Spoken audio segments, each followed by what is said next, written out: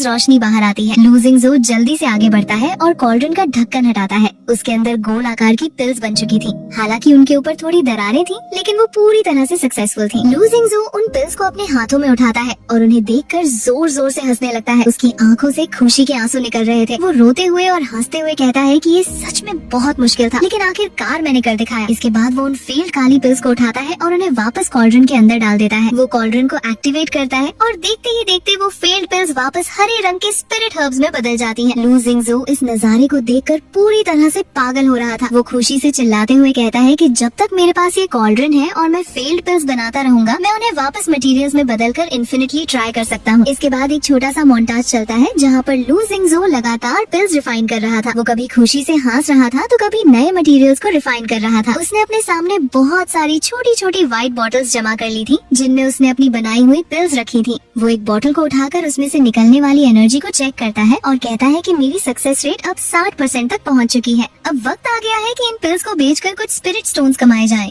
ये बोलकर वो अपनी उन सारी बॉटल्स को एक बैग में डालता है और तेजी से भागता हुआ वापस क्विंगियन मार्केट में अपनी लू फैमिली की ग्रोसरी स्टोर पर आता है। दुकान के अंदर सेकंड ब्रदर अभी भी अपने एबिकस पर कुछ हिसाब कर रहा था। लू जिंगजो दुकान के अंदर आता है और अपना बैग टेबल पर रख देता है। उसकी हालत अभी भी काफी खराब थी और उसके कपड़ों पर धूल और कालिक लगी हुई थी। सेकंड ब्रदर उसे इस हालत में देखकर हैरान होता है और पूछता है कि थर्ड ब्रदर, ये सब क्या है? तुम्हारी ऐसी हालत कैसे हो गई? और हाँ, मैं पहले ही बता दूं कि मैं वो 10 स्पिरिट स्टोन्स का हिसाब अभी तक भूला नहीं हूँ। लू जिंगजो मुस्कुराता है और कहता है कि मैं यहाँ तुमसे उधार मांगने नहीं आया हूँ। ये बोलकर वो अपने बैग में से 5 व्हाइट बॉटल्स निकालकर टेबल पर रख देता है। सेकंड ब्रदर उन बॉटल्स को देखता है और फिर उनमें से एक का ढक्कन खोलकर चेक करता है। जैसे ही वो उसमें मौजूद पिल्स को देखता है, उसकी आंखें हैरानी से फटी की फटी रह जाती हैं। वो हकलाते हुए पूछता है कि थर्ड ब्रदर, क्या तुमने सच में सक्सेसफुली पिल्स रिफाइन कर ली हैं? लू जिंगजो कामली जवाब देता है कि हाँ, लेकिन मैं अभी बस एक बिगिनर हूँ।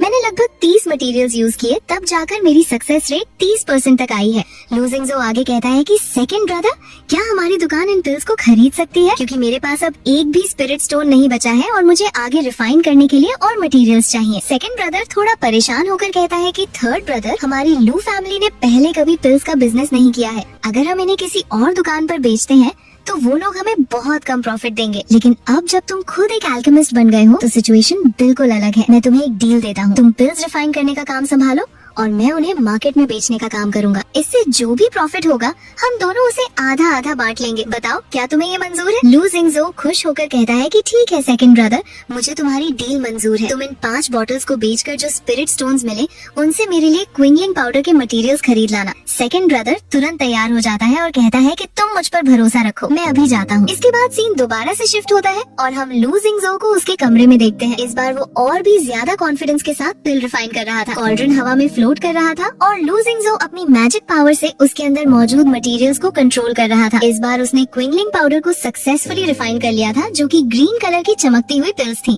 वो इन पिल्स को देखकर बहुत खुश होता है क्योंकि इनकी क्वालिटी बहुत अच्छी थी। कुछ वक्त बाद हम दोबारा से लू जिंगजो को ग्रोसरी स्टोर में आते हुए देखते हैं। इस बार उसके हाथ में एक बहुत बड़ा और भारी बैग था। वो उस बैग को काउंटर पर रखता है और सेकंड ब्रदर से कहता है कि सेकंड ब्रदर, इस बैग के अंदर 50 बॉटल्स बिगू पिल और 30 बॉटल्स क्विंगलिंग पाउडर है। मुझे लगता है कि हमें अब बिगू पिल बनाना बंद कर देना चाहिए और पूरा फोकस क्विंगलिंग पाउडर पर करना चाहिए, क्योंकि इसकी मार्केट में डिमांड ज्यादा है और इससे प्रॉफिट भी ज्यादा होगा। सेकंड ब्रदर उस बैग के अंदर इतनी सारी पिल्स देखकर खुशी से पागल हो रहा था। वो तुरंत कहता है कि ठीक है थर्ड ब्रदर, जैसा तुम कहो, मैं इन सब को बेचने का इंतजाम करता हूँ। तभी दुकान के बाहर से किसी के आने की आवाज आती है। दरवाजे पर एक लंबे कद का आदमी खड़ा था जिसके बाल सफेद थे और उसके चेहरे पर एक गंभीर एक्सप्रेशन था। ये उनके थर्ड अंकल लू यिनहोंग थे। सेकंड ब्रदर उन्हें देखकर तुरंत वो करते हैं।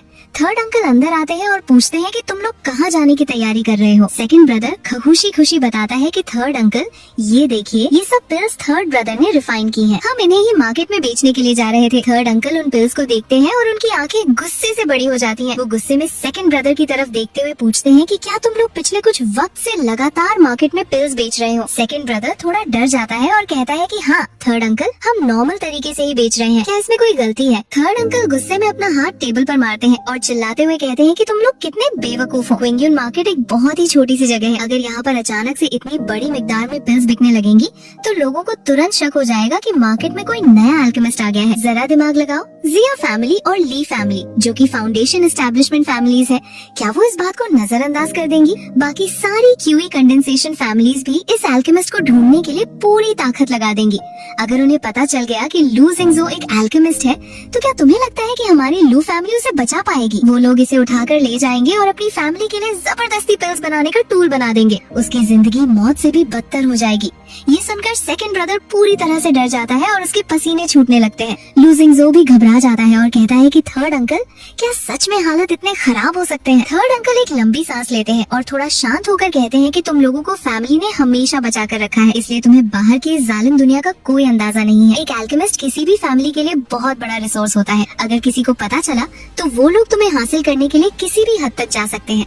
तुम दोनों जल्दी से अपना सामान पैक करो और यहाँ से निकलने की तैयारी करो। ये सारी पिल्स मुझे दे दो, मैं इन्हें अपने तरीके से हैंडल करूंगा। मैं किसी और को यहाँ इस दुकान पर भेज दूंगा। अगर कोई पूछे तो कह देना कि लू जिंगजो ल्यूयुन इमॉर्टल सिटी गया है पिल्स खरीदने के लिए। हम आज रात को ही यहाँ से निकल जाएंगे। इसके बाद सीन शिफ्ट होता है और हम देखते हैं कि आधा साल गुजर चुका है। लू जिंगजो, सेकंड ब्रदर और थर्ड अंकल एक बहुत ही ऊंचे पहाड़ पर खड़े थे। उनके सामने एक बेहद ही विशाल और शानदार सिटी थी, जिसकी दीवारें आसमान को छू रही थी। दीवारों पर बड़े बड़े मैजिकल रून्स चमक रहे थे। लू जिंगजो इस नजारे को देखकर पूरी तरह से दंग रह जाता है और कहता है कि तो यही है ल्यूयुन इमॉर्टल सिटी। थर्ड अंकल उसकी तरफ देखते हुए बताते हैं कि हाँ, ये सिटी 4 बड़े सेक्ट्स ने मिलकर बनाई है ताकि ल्यूयुन माउंटेन रेंज के खतरनाक डीमन बीस्ट को रोका जा सके। यहाँ का रूल है कि जब तक कोई थर्ड टियर या उससे ऊपर का डीमन बीस्ट हमला नहीं करता, तब तक हाई लेवल कल्टिवेटर्स एक्शन नहीं लेते। तभी लू जिंगजो देखता है कि सामने एक आदमी बिना लाइन में लगे सीधा सिटी के अंदर जा रहा था। वो पूछता है कि थर्ड अंकल, वो आदमी लाइन में क्यों नहीं खड़ा? थर्ड अंकल गंभीर आवाज में बताते हैं कि वो रास्ता सिर्फ फाउंडेशन एस्टेब्लिशमेंट सीनियर्स के लिए है। इस इमॉर्टल सिटी में फ्लाइंग करना पूरी तरह से बैन है, चाहे तुम कितने भी पावरफुल क्यों न हो। चलो अब लाइन में लगते हैं और स्पिरिट स्टोन्स देकर अंदर चलते हैं। वो लोग सिटी के अंदर जाते हैं। सिटी का नजारा बहुत ही जबरदस्त था और वहाँ पर हर तरफ बड़े बड़े कल्टिवेटर्स घूम रहे थे। थर्ड अंकल लू जिंगजो को एक कमरे में ले जाते हैं और उसे कुछ पेपर में पैक किए हुए मटेरियल्स देते हैं। वो कहते हैं कि जिंगजो, तुम आज रात इन मटेरियल्स से 30 बिगू पिल्स, 40 क्विंगलिन पाउडर और 20 निंकी पिल्स रिफाइन करना। मैं और सेकंड ब्रदर इन्हें वापस लू फैमिली लेकर जाएंगे ताकि सबको लगे कि हमने ये पिल्स यहाँ इस सिटी से खरीदी हैं। तुम कुछ वक्त के लिए यहीं इस सिटी में रुकोगे। जब वापस आना होगा तो मैं तुम्हें खुद इन्फॉर्म कर दूंगा। लू जिंगजो सिर हिलाता है और कहता है कि ठीक है थर्ड अंकल, मैं समझ गया। इसके बाद थर्ड अंकल और सेकंड ब्रदर वहाँ से चले जाते हैं। लू जिंगजो अपने कमरे में बैठकर पूरी रात उन मटेरियल्स को रिफाइन करता है। वो अपने कॉल्ड्रन का यूज करते हुए बहुत ही तेजी से और स्मूथली सारी पिल्स तैयार कर लेता है। अगली सुबह थर्ड अंकल वापस आते हैं और लू जिंगजो उन्हें वो सारी पिल्स दे देता है। थर्ड अंकल उन पिल्स को देखकर बहुत खुश होते हैं और कहते हैं कि जिंगजो, तुमने सच में मुझे निराश नहीं किया। उसके बाद वो अपने बैग से बहुत सारे चमकते हुए स्पिरिट स्टोन्स निकालकर टेबल पर रख देते हैं। ये पिछली बार बेची गई पिल्स का प्रॉफिट था। थर्ड अंकल कहते हैं कि ये तुम्हारा हिस्सा है, इसे रख लो। फिर वो गंभीर होकर उसे समझाते हैं कि अब हम लोग यहाँ से जा रहे हैं। तुम यहाँ अकेले हो, इसलिए बहुत ध्यान से रहना। कल्टीवेशन की दुनिया में एक छोटी सी गलती भी तुम्हारी जान ले सकती है। किसी पर भी आसानी से भरोसा मत करना। लू जिंगजो उन्हें एश्योर करता है कि आप फिक्र मत करें, मैं पूरा ख्याल रखूंगा। उनके जाने के बाद लू जिंगजो अपने कमरे की खिड़की खोलता है और बाहर के भीड़ भाड़ वाले नजारे को देखता है। इसके बाद हम लू जिंगजो को ल्यूयुन इमॉर्टल सिटी के एक बड़े मार्केट में चलते हुए देखते हैं। यहाँ पर क्विंगयुन मार्केट से भी ज्यादा लोग और दुकानें थी। चलते चलते उसकी नजर एक स्टॉल पर पड़ती है जहाँ पर बहुत सारे टूटे हुए वेपन्स और आर्टिफैक्ट्स के टुकड़े रखे हुए थे। स्टॉल का मालिक एक थोड़ा मोटा आदमी था जो मुस्कुरा रहा था। लू जिंगजो उस स्टॉल के पास जाता है और एक टूटी हुई शील्ड को उठाकर देखता है। स्टॉल मालिक तुरंत बोलना शुरू करता है कि डाओइस्ट, तुम्हारी नजर बहुत अच्छी है। ये सारे वेपन्स तियानबिंग सेक्ट के मास्टर ने खुद अपने हाथों से बनाए थे।